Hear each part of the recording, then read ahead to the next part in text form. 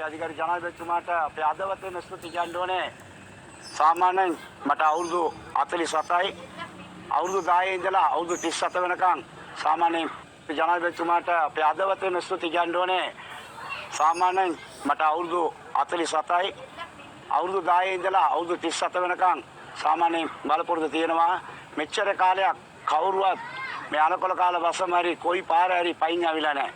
අපේ ජනාධිපතිතුමා මේ සැරේ සාධාරණයෙන් එදා කුලි වැඩ කරලා බර උස්සන්නේ සහෝදරයන්ගේ කර අත්වල් කරදාගෙන ඒකන දුක් වේදනාව එයාගේ ඇව්වා. ඒවා කියන්නේ සාමාන්‍යයෙන් කල්පනා කරලා බලනවා නම් අපි වගේ තුමා අපිට කතා කරා ඉස්සර හිටපු නායකවරු ළඟවත් යන්න බෑ. සාමාන්‍ය වටේ බලනකොට ආමියගේ පොලිසිය 500කට වැඩි ඉන්නවා.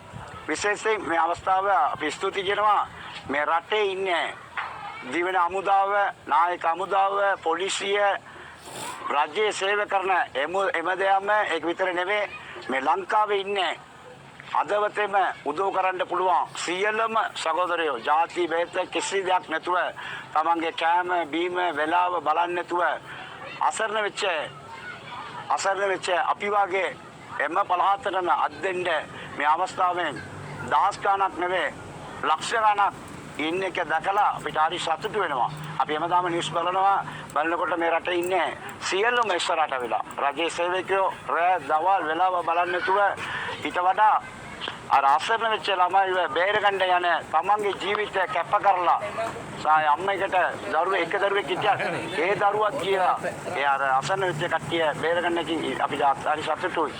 ඒ අධිකාරී